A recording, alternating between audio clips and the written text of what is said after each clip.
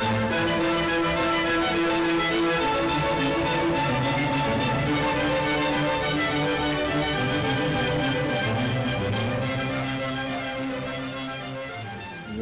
what a turn up for the books. Like many people, I stayed up last night or to the early hours of this morning to watch the progress of the US election, presidential election campaign. So, Donald Trump did it. Donald Trump wins. What does that mean then for the United States of America now and for Britain? And indeed for the rest of the world, Western Europe in particular. After all, Donald Trump has poured scorn on NATO, threatened or spoken disparagingly about the alliances with various countries, not just through NATO but through other organisations, and criticising them for not paying their way, cast doubt into the minds of Japan and the Philippines and other Asian nations, Far Eastern nations, that have hitherto relied for their defence on the United States.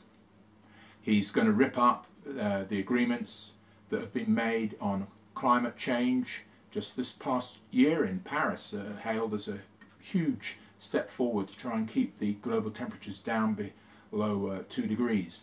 Even that's not enough, but at least America under Barack Obama had signed up to that.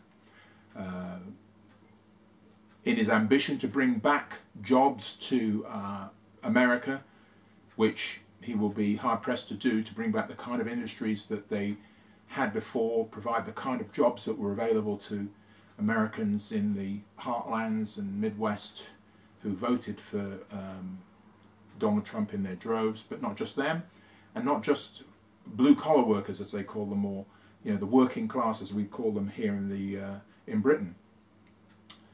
Middle-class people who've seen their income shrink, while the top 1–2% of people in the United States, as is common around the world, become richer and richer. Those people wanted to give the political establishment a kicking, and they certainly did that.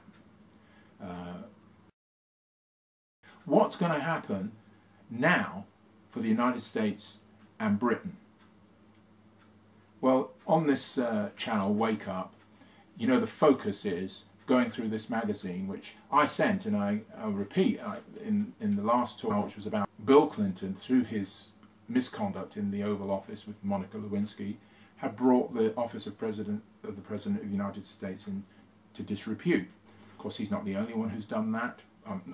He may be the only one to have done what he did with Monica Lewinsky, but he's not the only one to bring the office into disrepute. Of course, we all remember Richard Nixon.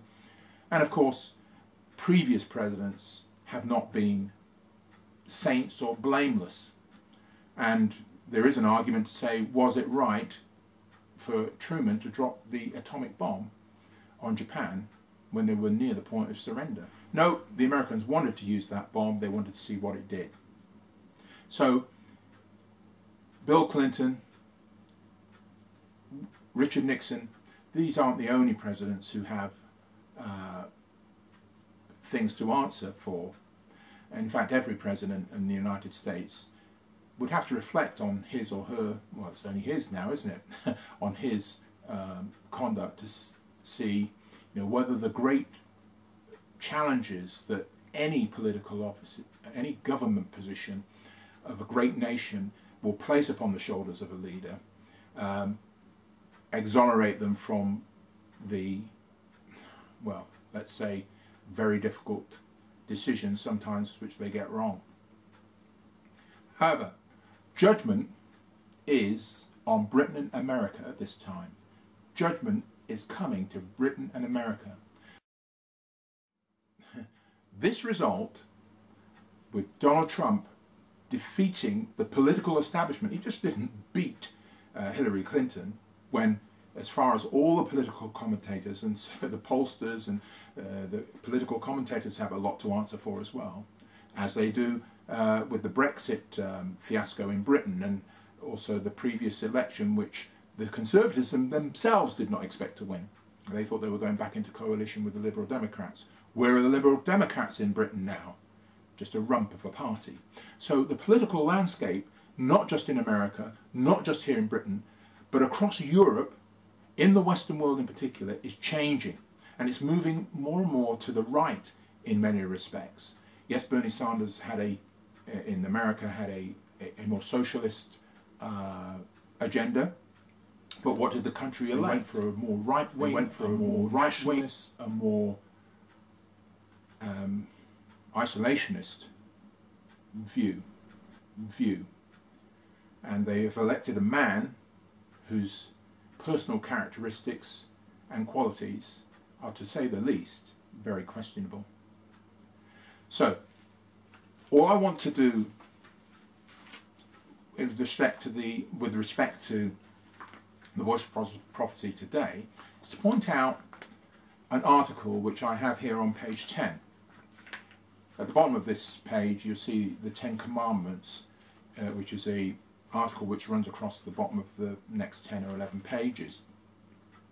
But to the left of this page you can read this article called "All the World's a Stage," which is a quote from Shakespeare, and all the men and women merely players. Because that's what I want to say about this Trump victory and what it means for Britain and America. What it means is the division and the collapse of the current system is assured, but far from the optimism that Donald Trump is able to engender in a huge section of the population of the United States, there are actually dark times ahead. Not just because of his personal characteristics, which I've mentioned, but because the events that are not factored in to the programs and the policies and the ideas that he briefly espoused in his victory speech will be sidelined by events. And when you get to see some of the later articles in this magazine, there's an article on Katrina and how that impacted on the United States. But there's also an article on earthquakes.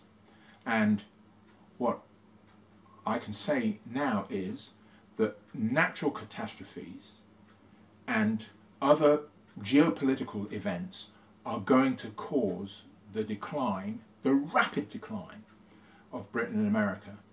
And the Western European nations are alive to the fact that America is no longer their umbrella. They cannot rely on the American war machine and dominance to protect them, and we're going to see the rapid coalition of those core nations in the European Union and the formation of a European army and military body to protect itself, because they now know for sure from January the 20th onwards, when Donald Trump is sworn in, they cannot depend on the United States to get to protect them and to get their backs. So, two things then. Europe is going to rise, coalesce, and assume responsibility for its own defense, which means they're going to arm, and America is going to face social, political, economic, and above all, ecological problems, which they could not anticipate, but the Bible says they will face. And Britain will be in the same boat, in the very same boat. So the basic theme in this article on page 10, entitled "All the World's a Stage and All the Men and Women Merely Players," is that it's God who establishes leaders, nations, and they don't have all the facts. Well, you can get more of the facts, certainly, if you refer to some of these articles in the Voice of Prophecy magazine. And again, I'm going to post this article on page 10 on the Voice of Prophecy Facebook page. Till next time. In the 21st century, humanity stands on the brink of a precipice, about to plunge into an endless abyss. God created us. Only God can save us. Through the power of His Son, our soon-coming King, Jesus the Christ. May God grant you love, peace, and understanding.